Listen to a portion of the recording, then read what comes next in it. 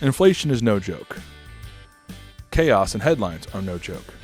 But don't get caught making inappropriate decisions while investing. Understand what to do, why, and when on Consider This Program. Welcome back to Consider This Program. I'm your host, Grant Soliven. It is such a joy and pleasure to have you on the show today. Also joining me, our chartered market technician, internal portfolio manager, Andrew Thrasher.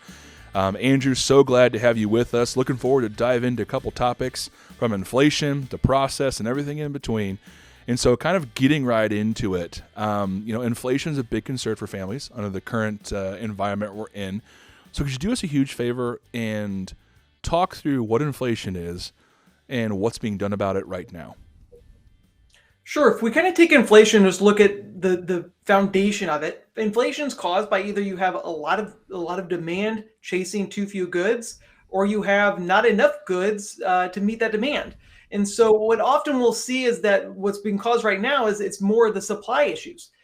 We've seen it at the grocery stores. We see it in all aspects of our lives where maybe there's just not as much inventory, not as much goods out there to meet the demand. Part of it's caused from all the COVID issues with the supply issues coming out of Europe. A lot of the bottlenecks with shipping has been on the news quite a bit over the last year. All the ship containers out in the ocean kind of just idling, trying to get the goods into the U.S. And then part of it's also just we had the government give a lot of stimulus over the last 2 years, sending checks to people, and that money's ideally flowing right into the economy. And so then that starts increasing a lot of the demand. So you have this kind of equation from both sides coming and creating inflation. And so we're starting to see some of the highest inflation rates that we've seen in several decades. It was believed originally last year, maybe it'll just be transitory, meaning maybe it'll just be temporary.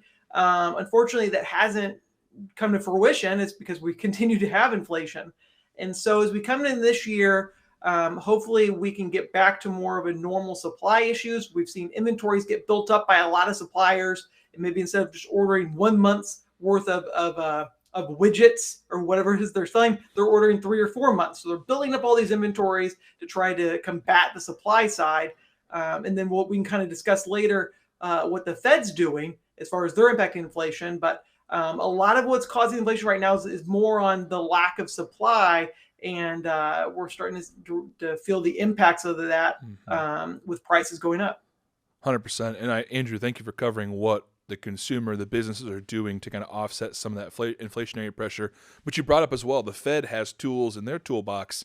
But from your perspective and knowing what we know about the conditions of this current inflationary environment, are those tools going to be as effective as maybe some people are hoping they will be? Yeah, so the Fed can raise interest rates, and by doing so, that can help kind of stifle some of the growth.